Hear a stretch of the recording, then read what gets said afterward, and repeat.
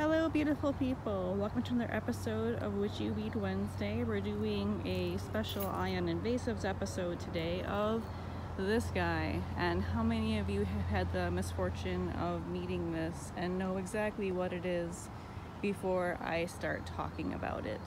If you haven't run across it before or are unfamiliar with its name, this is Japanese knotweed.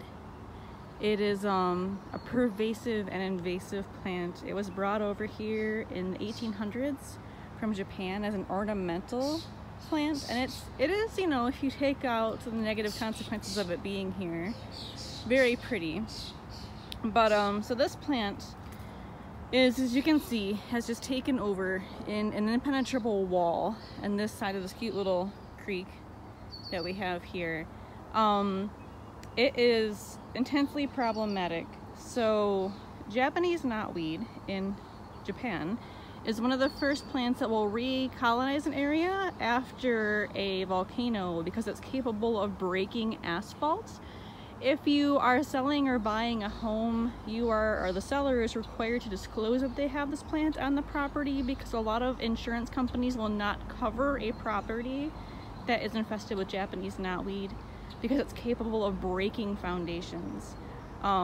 It's intensely powerful when it decides that it wants to root up in an area, and it will find the most minuscule crack in masonry and punch through it like a hammer.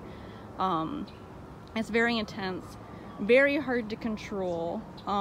If you attempt to dig it out, the problem is, if any of you have ever went to war with thistle before, it behaves very similarly, where if you miss a leaf, if you miss a part of a root, it will not only send up a new plant, but it has what's called a disturbance response, meaning that if you begin to harass this plant and start to dig it out of the ground and don't get all of it, it will not only send up a new plant where you missed a piece, but it will also send out new shoots up to 7 meters in a radius around that to reestablish the population. So it's truly and honestly a nightmare, and unless you catch it early and small, your only solution to eradicating a population of knotweed is to use chemical treatment. And there are specialty herbicides that were just basically created to focus on the chemical processes that really help to destroy the species. If you come across it, and to get more focused on the ID parts of it, it has these segmented bamboo-like stems where you can see the leaves. I'm trying to fall in this real water. Meet in these little nodules down these green stems, and that's really obvious here on this dead guy, where you can see there are kind of little stripes on the stem where the leaves join up against it. It looks a lot like bamboo, if you're familiar with bamboo. But it will have these really characteristic, almost heart-shaped leaves, and they're called cordate botanically. And if you find this and you don't feel like you are at wits to battle with it yourself, most states have conservation funds set aside just for fighting Japanese knotweed. It is such a terrible invasive nuisance that if you call your local conservation district, there's a good chance they can send somebody to your house to treat it.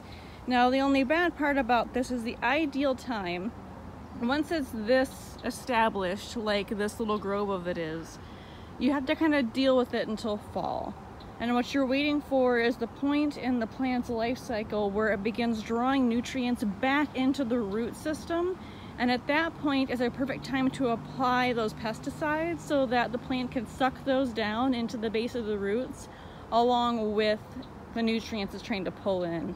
And that will usually control it. Now, it usually will take several applications to effectively control a population, especially one as intense as this. But it's the best way to do it to get things taken care of. So once again, Japanese knotweed, bamboo-like stems, heart-shaped leaves. It takes over in clusters like this and does it quick. So if you have come across this guy in your garden, if it's a small plant, and I mean like maybe this guy right here who's like 1.5 feet tall, you can begin to try digging for the roots. But the roots can go up to 3 meters down, and so that's a lot of shovel work. Your best option is the instant that you see it, just call your conservation district and ask them if they can come out and do something about it. Because as much as people want to do things naturally and it's great and respectable, sometimes when you have a foreign invader that no longer has the biological checks that it had where it was originated from, it's our only real option to take care of the problem it's causing to our ecosystems is to use chemical means. Because this guy will literally take over your garden and possibly your house. And so if you see it on your property, if you see it in your garden, if you see it in a park where you're walking, do everybody a solid and give a ring to a local conservation district and ask them if they can go ahead and come out and take care of it, because it is an invasive and prolific nuisance. That's it for today. I will see you all next week. If you have questions for me, hit me up in the comments. If you have enjoyed these videos, please follow me on Patreon at patreon.com/whatyoueat, and I will see you all next Wednesday. Bye-bye.